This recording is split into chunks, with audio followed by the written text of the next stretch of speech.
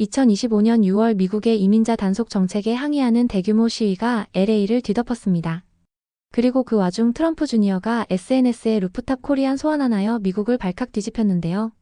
모두가 잊고 그러나 결코 끝나지 않았던 이야기의 문이 다시 열리기 시작했습니다.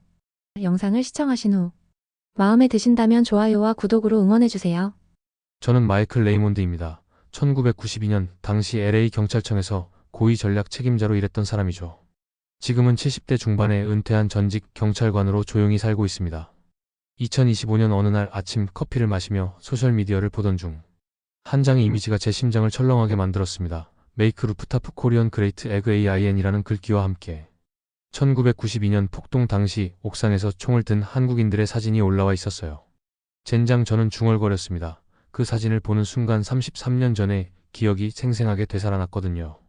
댓글들이 쏟아지고 있었습니다. 진짜 영웅들이다. 이게 바로 미국 정신이지. 자신의 재산을 스스로 지키는 사람들이라는 찬사들이 가득했어요. 모두가 그들을 영웅으로 부르고 있었습니다. 하지만 저는 알고 있었습니다. 그들이 영웅이 된 이유를요. 우리가 바로 제가 그들을 그 옥상으로 내몰았다는 사실을 말이에요.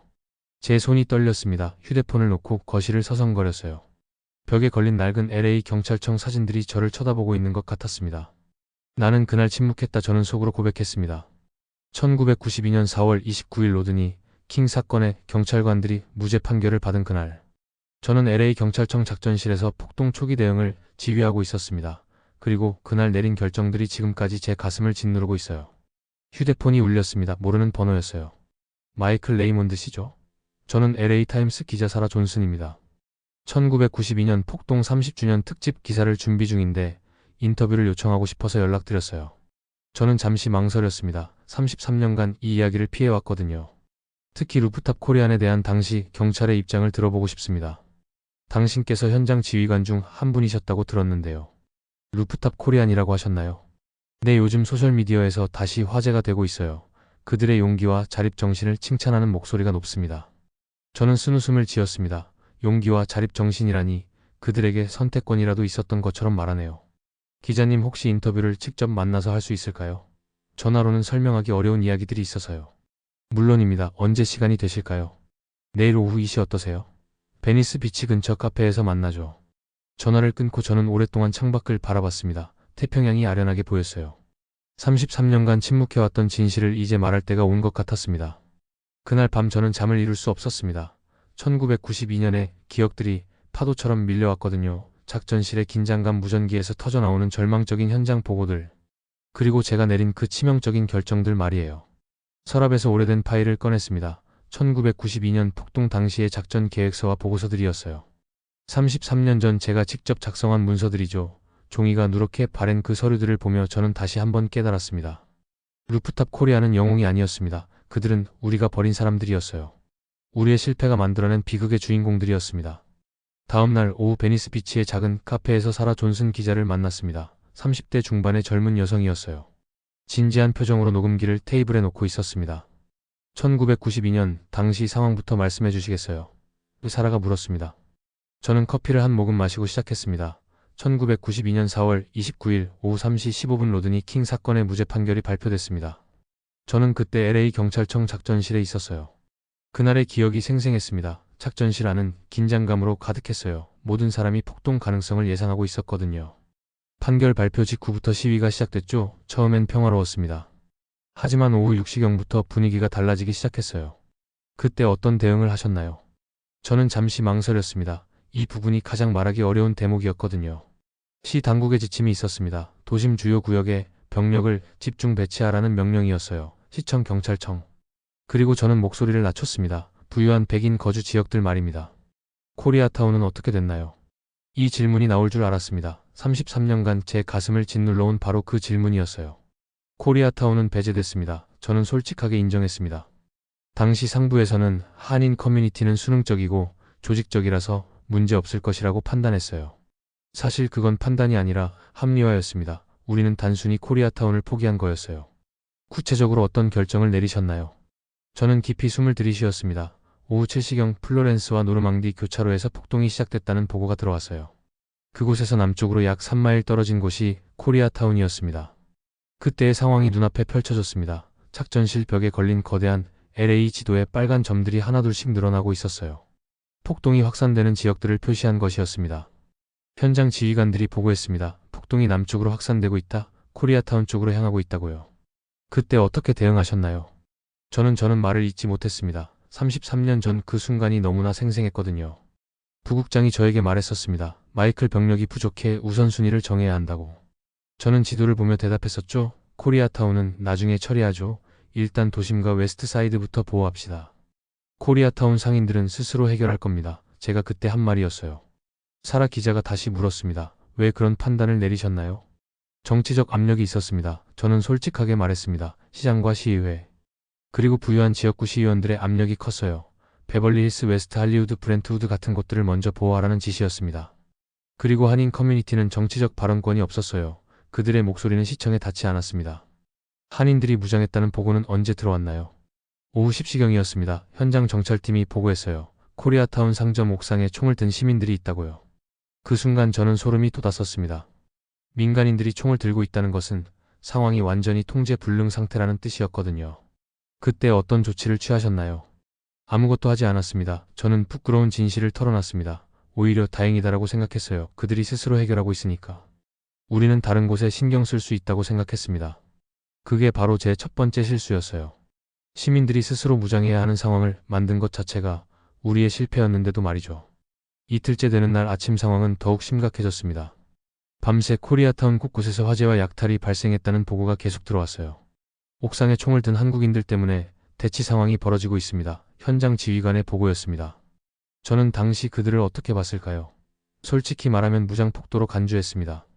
시민이 총을 드는 것 자체를 법치 질서의 훼손으로 본 거죠. 현장 보고서에 어떻게 기록하라고 지시하셨나요? 사라가 물었습니다. 과잉방어 우려라고 적으라고 했습니다. 저는 부끄러움을 감추지 못했어요. 민간인의 무장은 위험하다는 식으로 보고서를 작성하도록 지시했죠. 당시 제 사고방식은 완전히 잘못되어 있었습니다. 저는 원칙주의자였어요. 경찰이 질서를 유지하고 시민은 보호받는 존재라고 생각했습니다. 시민이 스스로 무장하는 것은 용납할 수 없는 일이었죠. 하지만 지금 와서 생각해보면 저는 말을 잇지 못했습니다. 33년이 지난 지금 당시 촬영된 영상들을 다시 보면 전혀 다른 것이 보입니다. 옥상에서 총을 든 한국인들의 눈빛 말이에요. 그건 공격적인 눈빛이 아니었습니다. 공포와 절망에 찬 눈빛이었어요. 뉴스에서 방영된 영상 기억하시나요? 사라가 물었습니다. 물론 기억합니다. 캘리포니아 슈퍼마켓 옥상의 그 장면 말이죠. 그 영상은 지금도 제 머릿속에 생생합니다. 50대 남성이 옥상에서 반자동 소총을 들고 서 있는 모습이었어요. 그의 얼굴에는 두려움이 가득했습니다. 그때 저는 그 사람을 보며 생각했습니다. 저 사람은 위험한 자경단원이야라고요. 저는 당시의 잘못된 판단을 털어놨습니다. 하지만 지금은 압니다. 그는 위험한 사람이 아니었어요. 그저 자신의 가족과 생계를 지키려는 절망적인 아버지였습니다. 당시 경찰들의 반응은 어땠나요? 대부분의 경찰관들도 저와 비슷했습니다. 한국인들의 무장을 달갑게 보지 않았어요. 일부는 총을 압수해야 한다고 주장하기도 했습니다. 정말 어처구니 없는 일이었죠? 우리가 보호하지 못한 사람들이 스스로를 보호하려고 하는데 그것마저 막으려고 했다니요. 실제로 압수 시도는 있었나요? 몇 차례 있었습니다. 하지만 현장 상황이 너무 혼란스러워서 실행에 옮기지는 못했어요. 그때를 생각하면 정말 다행입니다. 만약 우리가 그들의 총을 압수했다면 어떻게 됐을까요? 아마 더 많은 한인 상점들이 불타고 더 많은 사람들이 다쳤을 거예요. 개인적으로 어떤 감정을 느끼셨나요? 저는 잠시 침묵했습니다. 그때의 복잡한 감정을 어떻게 설명해야 할지 모르겠더군요. 분노였습니다. 저는 솔직하게 답했어요. 하지만 그 분노의 대상이 잘못되어 있었죠. 저는 한국인들에게 화가 났어요. 우리의 권위에 도전한다고 생각했거든요. 정말 어리석었습니다. 화가 나야 할 대상은 그들이 아니라 그들을 그런 상황으로 내몬 우리 자신이었는데 말이에요. 언제 생각이 바뀌기 시작하셨나요? 셋째 날 밤이었습니다. 저는 그 순간을 또렷이 기억했어요. 망원경으로 코리아타운을 관찰하고 있었는데 그날 밤 저는 경찰청 옥상에서 망원경으로 남쪽을 바라보고 있었습니다. 코리아타운 방향에서 연기가 피어오르고 있었어요. 하지만 이상한 점이 있었습니다. 다른 지역과 달리 코리아타운은 완전히 무너지지 않았어요. 여전히 불빛이 켜져 있는 상점들이 보였고 질서 정연하게 움직이는 사람들의 모습도 보였습니다. 그때 깨달았습니다. 그들은 공격자가 아니라 수호자였다는 것을요. 폭동 4일째 저는 직접 코리아타운을 둘러봐야겠다고 결심했습니다. 현장을 보지 않고는 상황을 제대로 파악할 수 없었거든요. 혼자 가시겠다고요? 부하 직원이 만류했습니다. 위험합니다. 괜찮아. 경찰차 대신 민간 차량으로 가겠어. 오후 3시경 저는 사복으로 갈아입고 개인 차량으로 코리아타운으로 향했습니다. 가는 길에 본 광경은 충격적이었어요. 사우스 센트럴 일대는 마치 전쟁터 같았습니다. 불타버린 건물들, 깨진 유리창, 도로에 흩어진 잔해들. 그런데 신기한 것은 코리아타운에 가까워질수록 상황이 달라진다는 점이었어요. 웨스턴 애비뉴에 도착했을 때 정말 놀랐습니다. 저는 사라에게 말했어요. LA 시내 한복판에서 유일하게 질서가 살아있는 곳이었거든요. 거리에는 한인들이 조직적으로 배치되어 있었습니다. 일부는 도로를 청소하고 있었고, 일부는 교통을 정리하고 있었어요. 마치 작은 독립국가 같았습니다. 경찰이 없었는데도 질서가 유지되고 있었나요? 네, 그게 가장 놀라운 점이었어요. 소방서와 경찰서가 모두 철수한 무정부 상태였는데도 한인 커뮤니티만은 훈련된 조직력으로 방어 진지를 구축하고 있었습니다. 제가 캘리포니아 슈퍼마켓 앞에 도착했을 때의 광경은 지금도 잊을 수 없어요. 옥상에 서 있던 그 사람들의 모습 말입니다. 차에서 내려 가까이 가봤습니다. 20여 명의 한인 남성들이 옥상과 1층에 배치되어 있었어요. 모두 총을 들고 있었지만 그들의 표정에서는 공격성보다는 극도의 긴장감과 불안감이 느껴졌습니다. 실례합니다. 저는 한 사람에게 다가가 말했어요. 저는 경찰청에서 나온 사람입니다. 경찰이라고요? 50대 남성이 놀란 표정으로 저를 바라봤습니다. 정말요? 3일 동안 경찰을 한 명도 못 봤는데요. 그 말이 제 가슴을 찔렀습니다. 3일 동안이나 버려둔 거였어요. 지금까지 어떻게 버티셨나요? 우리끼리 지키고 있습니다. 그가 답했어요. 라디오로 서로 연락하면서 정보를 공유하고 교대로 망을 보고 있어요. 다른 상점주들과는 어떻게 연락하시나요? 한국어 라디오 방송국이 있어요. 거기서 실시간으로 정보를 전달해 줍니다. 어디서 화재가 났는지, 어느 지역이 위험한지 계속 알려주죠. 저는 감탄했습니다. 우리 경찰이 놓친 커뮤니티 기반 자치와 정보망이 완벽하게 작동하고 있었던 거예요. 가족들은 안전한가요? 여자들과 아이들은 모두 안전한 곳으로 대피시켰습니다. 여기는 남자들만 남아서 지키고 있어요. 그제야 저는 깨달았습니다. 이들은 무모한 자경단이 아니었어요. 치밀하게 계획된 공동체 방어 시스템이었습니다. 경찰은 언제 올까요? 또 다른 사람이 물었습니다. 저는 대답할 수 없었어요. 언제 올지도 모르겠고 올 수 있을지도 확신할 수 없었거든요. 최대한 빨리 오도록 하겠습니다. 거짓말이었지만 그렇게 말할 수밖에 없었어요. 돌아오는 길에 저는 계속 생각했습니다. 진짜 시민 질서란 무엇인가에 대해서 말이에요. 경찰이 명령해서 만들어지는 질서인가? 아니면 시민들이 스스로 만들어가는 질서인가? 코리아타운에서 본 것은 후자였습니다. 국가가 부재한 순간 시민들이 스스로 국가가 되어 질서를 만들어낸 거였어요. 그날 밤 저는 작전실에서 보고서를 작성했습니다. 코리아타운 상황. 안정적 시민들의 자발적 질서 유지 활동 확인됨. 하지만 정작 중요한 것은 쓰지 못했어요. 우리가 그들을 버렸다는 사실. 그리고 그들이 우리보다 더 나은 질서를 만들어냈다는 사실을 말이죠. 폭동 5일째 저는 한국어 라디오 방송국에 대해 더 자세히 알아보기로 했습니다. 코리아타운의 조직적인 대응이 어떻게 가능했는지 궁금했거든요. 라디오 코리아에서는 24시간 비상방송을 하고 있습니다. 한인 연락관이 설명해줬어요. 실시간으로 화재 위치, 안전지역 위험구역 정보를 전달하고 있어요. 저는 직접 방송을 들어봤습니다. 물론 한국어라서 이해할 수는 없었지만 긴급함과 절박함이 느껴지는 목소리였어요. 어떤 내용을 방송하고 있나요? 지금 8번가와 옥스퍼드에서 화재 발생 인근 상점주들은 대피하세요. 연락관이 번역해줬습니다. 그리고 웨스턴과 3번가는 안전합니다. 필요한 분들은 그쪽으로 가세요. 저는 놀랐습니다. 우리 경찰도 파악하지 못한 실시간 정보를 그들이 더 정확하게 알고 있었던 거예요.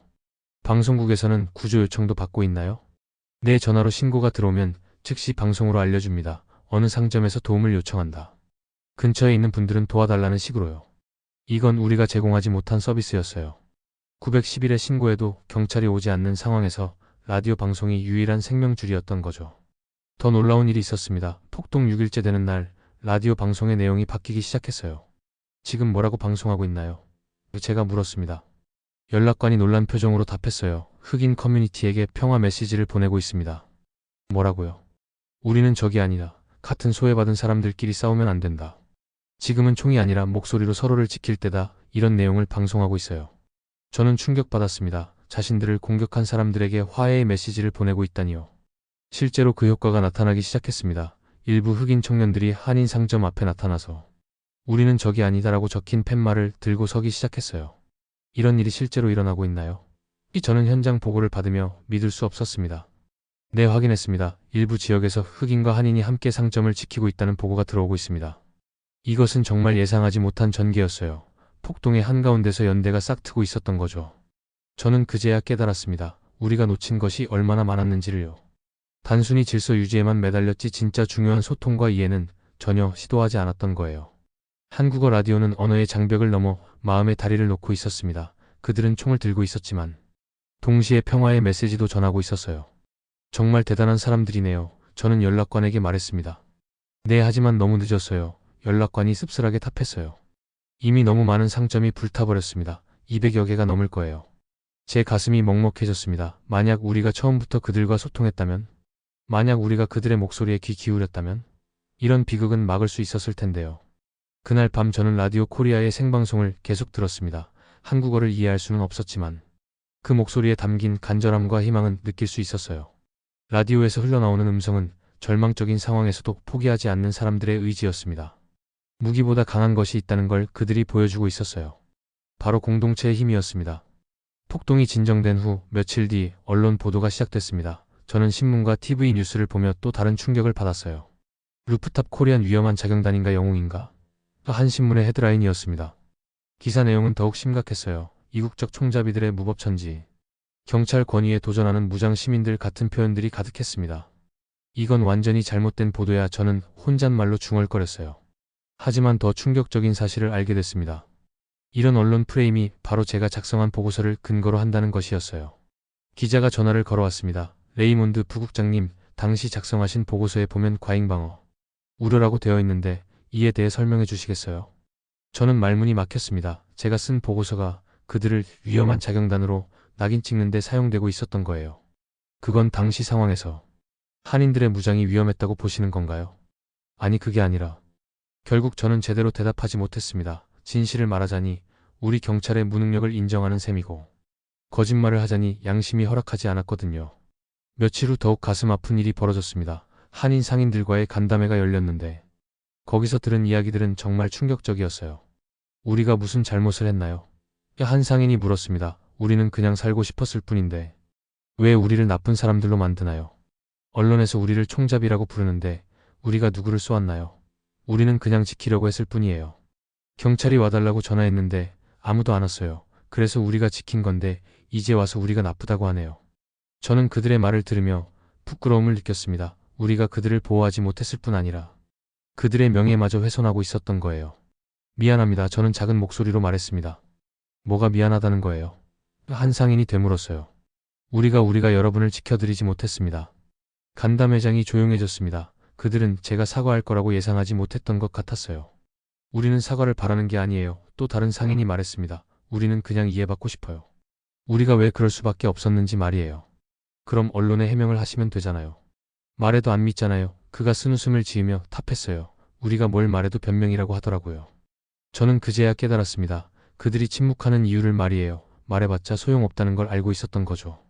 레이몬드 부국장님, 솔직히 물어볼게요. 한 중년 남성이 말했습니다. 우리가 총을 안 들었으면 어떻게 됐을까요? 저는 대답할 수 없었어요. 하지만 마음속으로는 알고 있었습니다. 더 많은 상점이 불타고 더 많은 사람이 다쳤을 거라는 걸요. 우리는 선택권이 없었어요. 그가 계속 말했습니다. 죽든지 싸우든지 두 가지 중 하나였어요. 그날 밤 저는 제 보고서를 다시 읽어봤습니다.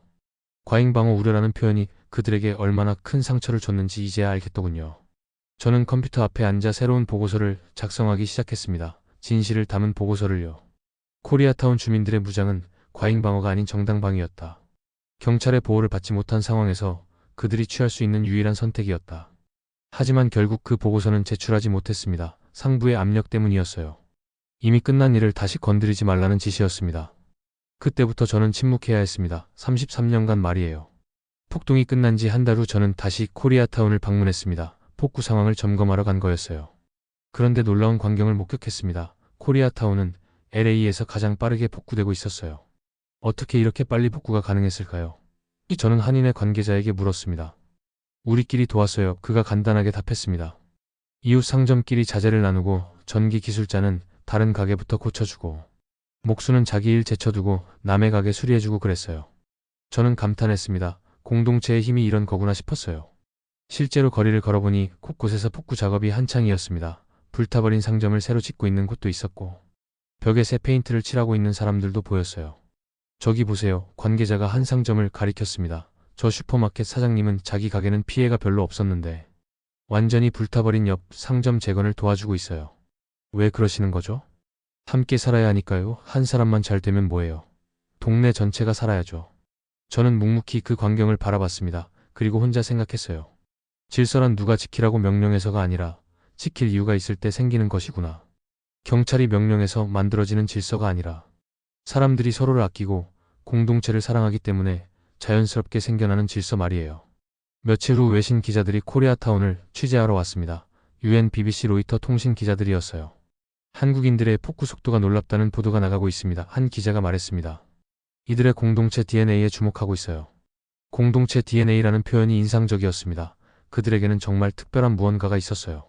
전쟁을 겪고 폐허에서 일어선 경험이 있어서 그런 것 같아요. 한인의 관계자가 설명했습니다. 어려울 때 혼자서는 안 된다는 걸 알고 있거든요. 저는 그 말을 들으며 자책했습니다. 우리는 그 DNA를 범죄 혐의로 보고 있었구나. 그들의 단결력을 자경단 활동으로 치부하고 그들의 상호부조를 의심스러운 조직 활동으로 봤던 거죠. 레이몬드 부국장님은 어떻게 보세요? 외신 기자가 제게 물었습니다.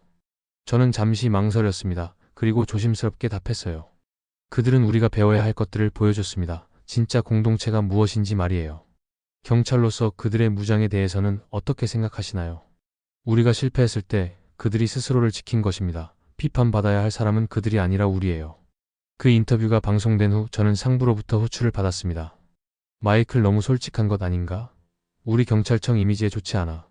하지만 사실이잖아요. 사실이라고 다 말하면 되는 건 아니야. 저는 그때 깨달았습니다. 진실보다 체면이 더 중요한 조직에서 일하고 있다는 걸요.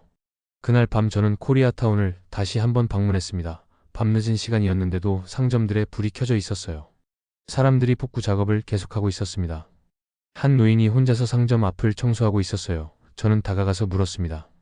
이 가게 사장님이세요? 아니에요, 옆 가게 주인이에요. 그런데 여기 사장님이 다리를 다쳐서 못 나오시거든요. 그래서 대신 청소해 주시는 거군요. 당연하죠. 동네가 깨끗해야 우리 모두가 좋으니까요. 저는 그 노인을 보며 숙연해졌습니다. 이런 마음들이 모여서 코리아타운을 다시 일으켜 세우고 있었던 거예요. 33년이 지난 지금 저는 사라 기자와의 마지막 인터뷰를 하고 있습니다. 오늘이 이 긴 이야기의 마지막 날이에요. 정말 마지막 질문입니다. 사라가 말했습니다. 루프탑 코리안에 대한 당신의 최종적인 평가를 들려주세요. 저는 잠시 커피잔을 바라봤습니다. 33년간 가슴에 묻어둔 이야기를 이제 마무리해야 할 때였어요. 그들은 총을 들었지만 누구를 죽이려 한 건 아니었습니다. 저는 천천히 말하기 시작했습니다. 그들은 무너지는 공동체를 지키려 옥상에 섰던 사람들이었어요. 총이 상징하는 의미는 뭐라고 생각하세요?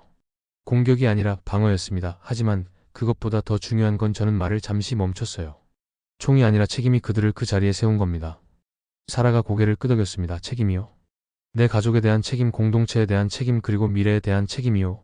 그들에겐 지켜야 할 것들이 있었어요. 저는 창밖을 바라봤습니다. 태평양이 잔잔하게 빛나고 있었어요. 루프탑 코리안이라는 단어에는 진짜 이야기가 숨겨져 있습니다. 저는 계속 말했습니다. 그건 단순히 옥상에서 총을 든 사람들의 이야기가 아니에요. 그럼 무엇의 이야기인가요? 국가가 부재한 순간 시민이 국가였던 시간의 이야기입니다. 저는 확신을 가지고 말했어요. 그들은 경찰이 오기를 기다리지 않았어요. 스스로 질서를 만들어냈습니다. 그게 바람직한 일이었다고 보세요? 바람직하다기보다는 저는 신중하게 답했습니다. 필요한 일이었어요. 우리가 실패했을 때 그들이 해낸 일이었거든요. 사라가 마지막 질문을 했습니다. 33년 후 지금 레이몬드 씨가 가장 후회하는 것은 무엇인가요? 저는 오랫동안 침묵했습니다. 정말 긴 침묵이었어요. 침묵입니다. 저는 마침내 입을 열었습니다. 33년간 진실을 말하지 않은 것이 가장 큰 후회예요. 왜 지금에서야 말씀하시는 건가요? 죽기 전에 기록으로 남겨야겠다고 생각했어요. 그들의 진짜 이야기를 말이에요. 인터뷰가 끝난 후 저는 혼자 해변을 걸었습니다. 파도 소리를 들으며 33년 전을 떠올렸어요. 그날 밤 집에 돌아와서 저는 특별한 일을 했습니다. 창고에서 1992년 당시의 모든 자료를 꺼냈어요. 비디오 테이프, 사진, 보고서들. 그 중에서 가장 소중한 건 바로 코리아타운 방어 영상이었습니다. 당시 경찰 헬기에서 촬영한 것으로 한국인들이 옥상에서 상황을 지켜보는 모습이 생생하게 담겨 있었어요. 이 영상을 공개해야겠다고 생각했습니다. 그들의 진짜 모습을 사람들이 볼 수 있도록 말이에요. 다음 날 저는 LA 역사보관소에 전화를 걸었습니다. 1992년 폭동 관련 자료를 기증하고 싶습니다. 특히 코리아타운 방어 상황을 담은 영상 자료가 있어요. 정말요? 그런 자료는 매우 귀중한데요.